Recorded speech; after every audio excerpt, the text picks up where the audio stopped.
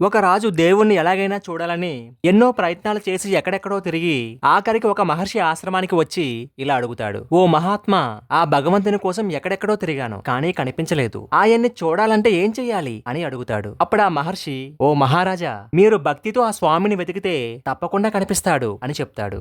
అసలు భక్తి అంటే ఏమిటి అని అడుగుతాడు ఆ రాజు. అప్పుడు ఆ మహర్షి, భక్తి అంటే మనం భగవంతుడి కోసం వెతకడం కాదు, ఆ భగవంతుణ్ణే మన వద్దకు రప్పించుకోవడం అని చెప్తాడు.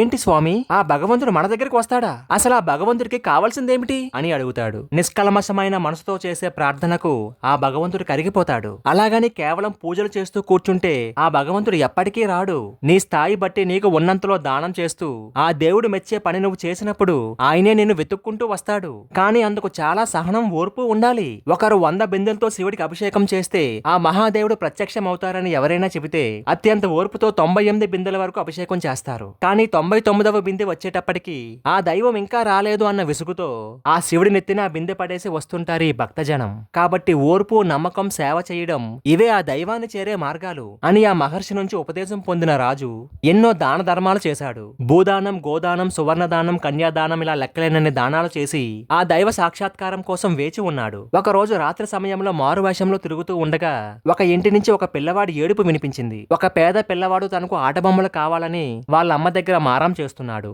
భర్తను పోగొట్టుకుని వెధవరాలైన స్త్రీకి సరైన బట్టలే లేవు. ఇక తన కొడుకు అడిగిన బొమ్మలు ఎలా కొనాలో తెలియక తన కొడుకుని సముదాయించడానికి ఎంత ప్రయత్నించినా ఆ పిల్లవాడు మాత్రం మొండికేసి ఏడుస్తూనే ఉన్నాడు. ఆ రాత్రి ఆ దృశ్యాన్ని చూసిన రాజు హృదయం కరిగిపోయింది. వెంటనే ఆ రాజు తర్వాత రోజు మంచి మంచి బొమ్మలు, తినుబండారాలు, బట్టలు ఆ పిల్లవాడికి ఆ తల్లికి పంపిస్తాడు. అలా అతను పంపించిన మరుక్షణం ఆ భగవంతుడు ఆ రాజు ముందు ప్రత్యక్షమవుతాడు. అది చూసిన ఆ రాజు ఒక్కసారిగా ఆశ్చర్యపోయి, ఓ మహాదేవా, నేను ఎన్నో గొప్ప గొప్ప దాన ధర్మాలు చేసిన, ఆలయాలు, సత్రాలు, చెరువులు తవ్వించినా నువ్వెప్పుడూ రాలేదు. మరి ఈనాడు నా పైన ఇంత దయ కలగడానికి కారణమేమిటి స్వామి అని అడుగుతాడు. అప్పుడు ఆ భగవంతుడు, ఓ రాజా, పరిపూర్ణమైన మనసుతో చేసే ఏ చిన్న పనైనా నాకు ఎంతో తృప్తిని కలిగిస్తుంది. ఆ పిల్లవాడి మీద దయతో మనసు కరిగి నువ్వు చేసిన దానం వల్ల నేను ప్రసన్నుడినయ్యాను. నువ్వు చేసే దాన ధర్మాలు ఇలాగే కొనసాగించి తుదకు నా సన్నిధికి చేరుతావు అని దీవించి అదృశ్యమవుతాడు. మనం ప్రతి క్షణం మరణానికి దగ్గర అవుతున్నామనే విషయాన్ని ఎప్పుడూ గుర్తుపెట్టుకోవాలి. మనకి ఉన్నంతలో లేనివాడికి ఎప్పుడూ సహాయం చేస్తూనే ఉండండి. రోజుకో మంచి పని చెయ్యాలని లక్ష్యంగా పెట్టుకుందాం. మనకి ఉన్నంతలో నలుగురికి సాయపడదాం. మానవ సేవే మాధవ సేవ కదా. మీరేమంటారు?